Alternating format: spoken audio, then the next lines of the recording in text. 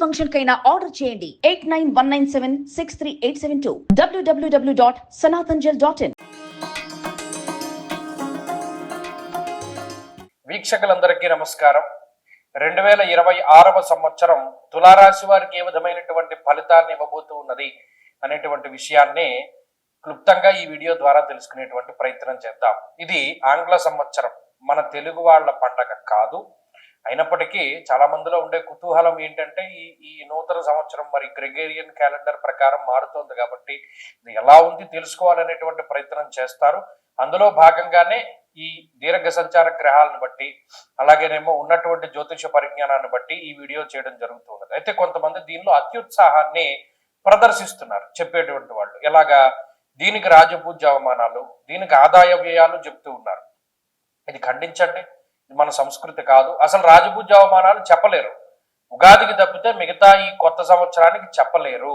ఈ విషయాన్ని దృష్టిలో పెట్టుకోండి, అటువంటి వారిని ఖండించండి. ఇక తులారాశి వారికి సంబంధించినటువంటి విషయానికి వస్తే ఈ సంవత్సరంలో యోగించేటువంటి గ్రహాలు ఎలా ఉన్నాయి అంటే, నిజంగా దీర్ఘ సంచార గ్రహాలను కనుక మనం దృష్టిలో పెట్టుకుంటే షష్ఠ స్థానమందు శనేశ్వరుడు ఈ సంవత్సరం మొత్తము కూడా అంటే ఆయన మరలా కొన్నిసార్లు వక్రిస్తారు, కొన్నిసార్లు మామూలుగా ఉంటారు. అయినప్పటికీ కూడా రాశి మారరు. ఎప్పుడైనా రాశి మారినప్పుడే దాని యొక్క ఇంపాక్ట్ ఎక్కువగా ఉంటుంది. ఈ విషయాన్ని దృష్టిలో పెట్టుకోండి. శనేశ్వరుడు రాశి మారట్లేదు కాబట్టి ఆయన షష్ఠ స్థానస్థిత ఫలితాన్ని ఇస్తారు. ఇక రాహు పంచమ స్థానమందు ఈ సంవత్సరం చివరిలో రాహు 5వ స్థానాన్ని వదిలిపెట్టి 4వ స్థానానికి వస్తారు. అప్పటి వరకు పంచమ స్థానం అనేటువంటిది అంత పెద్ద ఇబ్బందికరమైన స్థానం కాదు. డిసెంబర్ నెల మధ్యలో వచ్చినా కూడా మిగతా రోజుల్లో ఆ ఇంపాక్ట్ పెద్ద ఉండదు కాబట్టి అర్ధాష్టమ రాహు యొక్క దోషం అంత లేదు. ఇక గురువు యొక్క బలమే చాలా కీలకమైనటువంటిది. జూన్ 2వ తారీఖు వరకు 9వ స్థానమందు గురుడు యోగించేటువంటి గ్రహం. జూన్ 2వ తారీఖు నుండి అక్టోబర్ 31 వరకు దశమ కేంద్రమందు కంటక స్థానమందు మిశ్రమ ఫలదాత. మరలా అక్టోబర్ 31 దగ్గర నుండి ఈ సంవత్సరం చివరి వరకు కూడా లాభస్థానమందు గురుడు యోగిస్తారు. కాబట్టి ఈ సంవత్సరంలో దాదాపుగా 3.5 నెలలు మినహాయించి మిగతా అన్ని నెలల్లో గురుబలం ఉన్నది. మొత్తం సంవత్సరం అంతా శనిబలం ఉన్నది. రాహు మిశ్రమ ఫలదాత. అందువల్ల దాదాపుగా ఒక 60% శుభ ఫలితాలని పొందేటువంటి రాశిగా తులారాశి వారిని మనం చెప్పవచ్చును. ఒక 60% శుభ ఫలితాలని ఖచ్చితంగా వీరు పొందుతున్నారు.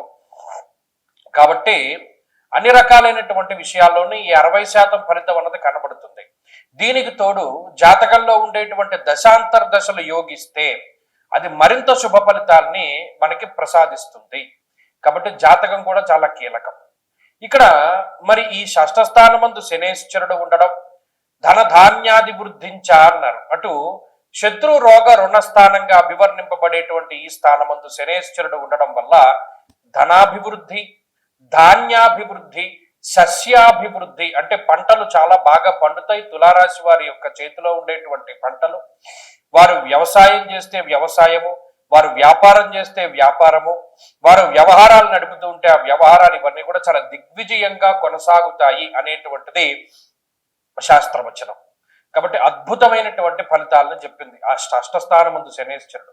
ఎందుకంటే పాపగ్రహము ఈ ఉపచయ స్థానముల యందు యోగించినట్టుగా శుభగ్రహాలు కూడా అంత ఫలితాన్ని ఇవ్వవు. కాబట్టి అందుకనే ఈ షష్ఠ శని అంత గొప్పవారు. అలాగే స్వకుటుంబస్య కారక, సొంత కుటుంబాన్ని అభివృద్ధి చేసుకోవడంలో, సొంత కుటుంబాన్ని డెవలప్ చేసుకోవడంలో, అలాగే మీ ఓన్ క్యాపబిలిటీస్ని, మీలో ఉండేటువంటి స్కిల్స్ని అభివృద్ధి చేసుకోవడంలో శని చాలా గొప్పగా ఉపయోగపడతారు. కాబట్టి ఈ సంవత్సరంలో మీకు మీరుగా ఎదుగుతారు, మీ కుటుంబం చక్కగా ఎదుగుతుంది మీతోటి సమానంగాను. అలాగే సమాజంలో ఒక స్టేటస్ పెరుగుతుంది, ఉన్నతమైనటువంటి పదవీ ప్రాప్తి కలుగుతుంది, ఒక హోదా వస్తుంది, అద్భుతమైనటువంటి అవకాశాలను శనేశ్వరుడు ఇస్తారు. విదేశీయాన సంకల్పము, విదేశీయాన సుస్థిర ఫలితము, అలాగేనేమో విద్యా సంబంధమైన ఉద్యోగ సంబంధమైనటువంటి విషయాల్లో ఎదుగుదల, ఇవన్నీ కూడా శనేశ్వరుడు ఇస్తూ వెడుతూ ఉంటారు. ప్రత్యేకమైనటువంటి ఫలితం ఏంటయ్యా అంటే శనేశ్వరుడిది శత్రునాశనము. శత్రువుల పైన పూర్తి స్థాయిలో విజయాన్ని శనేశ్వరుడు కలగజేస్తారు. అది ఆయన వల్ల కలిగేటువంటి ఒక మంచి విషయంగా చెప్పవచ్చు. కాబట్టి అటు శనేశ్వరుడు యొక్క అనుకూలిత ఉన్నది. ఇక గురుబలం ఉంటే అదృష్టం ఉన్నట్టే చేతిలో. ముఖ్యంగా ఒక 3-3.5 నెలలు మినహాయించి ఈ సంవత్సరం మొత్తం గురుబలం ఉండడం వల్ల యజన కీర్తి గృహ కాంచన పుత్ర వస్త్ర అశ్వాదికారకుడు గురుడు కాబట్టి ఆయన అనుకూలించేటువంటి రోజుల్లో ఇంట్లో శుభ కార్యక్రమాలు జరిగేలా చేస్తాడు. అలాగేనేమో వాహన యోగాన్ని కలిగిస్తాడు, గృహ యోగాన్ని కలిగిస్తారు, బంగారం కొనుక్కునేటువంటి అదృష్టము, వెండి, రాగి, సీసము, తగరము ఇటువంటి లోహపు ఖనిజాలను కొనుగోలు చేసేటువంటి పరిస్థితులను కలగజేస్తారు. అదే మాదిరిగా దైవ బలాన్ని పెంపొందిస్తూ ఉంటారు. తీర్థయాత్రలు చేసేలా చేస్తాడు ఆయన. దైవ దర్శనాలు, పుణ్యనది స్నానాలు, శుభ కార్యక్రమాలు, సంతానాభివృద్ధి, ఐశ్వర్యాభివృద్ధి ఇటువంటి వాటి అన్నిటికీ కూడా గురుడు కారణమవుతాడు. కాబట్టి నిజానికి ఈ రెండు బలాలు సరిపోతాయి ఒక రాశిని ముందుకు తీసుకెళ్ళాలి. దీనికి తోడు రవి బలం, కుజబలం, శుక్రబలం, బుధబలం ఇవి క్రమేపీ ఒక్కొక్క నెలల్లో మారుతూ వస్తూ ఉంటాయి. కాబట్టి ఆయా బలాలు కూడా అడిషనల్ గా యాడ్ అవుతూ ఉంటే తులారాశి వారికి ఇది మంచిది. అందుకని 60% శుభ ఫలితం చెప్పాం. సరే, ఇక మిగిలిన రాహు పంచమంలో ఉన్నారు కదండి. ఆయన అంత ప్రతికూలమైన ఫలదాత కాదు, కానీ సంతానం వల్ల కొంత బాధపడేటువంటి పరిస్థితులకి కలగజేస్తాడు. అంటే ఏంటంటే పిల్లలు చెప్పిన మాట వినకపోవడము, లేదా కొంచెం వారి పట్ల ఎక్కువగా మీరు శ్రద్ధ తీసుకోవాల్సినటువంటి పరిస్థితులు ఏర్పడటము, ఇలా కొంత బుద్ధికి సంబంధించినటువంటి విషయాలు అవి కొంత వక్రదారిలో వాళ్ళకి అంటే మిమ్మల్ని వారు ఎక్కువ ఖర్చు పెట్టేటువంటి విధంగా ప్రోత్సహిస్తూ ఉండడం, ప్రేరేపిస్తూ ఉండడం ఇటువంటివన్నీ జరుగుతూ ఉంటాయి.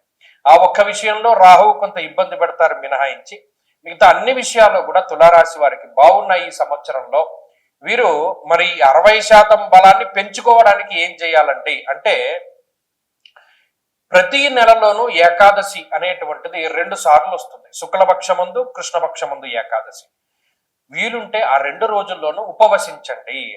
ఏకాదశి తిథి రోజున వీలునంత వరకు ఉపవాస దీక్షతోటి విష్ణు సహస్రనామ స్తోత్రాన్ని పారాయణ చేస్తూ వైష్ణవ క్షేత్రాన్ని దర్శనం చేయండి. దానివల్ల తులారాశి వారి యొక్క గ్రహస్థితి క్రమేపీ మెరుగుపడుతూ ఉంటుంది, ఆరోగ్యం మెరుగుపడుతుంది, ఐశ్వర్యం మెరుగుపడుతుంది, అనవసరమైనటువంటి తగువులు తగ్గుతాయి. కాబట్టి ఏకాదశి ఉపవాసము, ఏకాదశి రోజున చక్కగా విష్ణు సహస్రనామ స్తోత్ర పారాయణ చేసి వైష్ణవ క్షేత్ర సందర్శనము, దాని ద్వారా అద్భుతమైనటువంటి ఫలితాలని తులారాశి వారు పొందగలుగుతారు. ప్రతిరోజు జపం చేసుకోవడానికి, ప్రతిరోజు చదువుకోవడానికి సుదర్శన మంత్రం చాలా గొప్పదైనటువంటి మంత్రంగా చెప్పవచ్చు. కృష్ణాయ గోవిందాయ గోపీ జనవల్లభాయ అనేటువంటి మంత్రం ఉంటుంది. అది ప్రతిరోజు చదువుకోండి, దానివల్ల కూడా సత్ఫలితాలు వస్తాయి. స్వస్తి.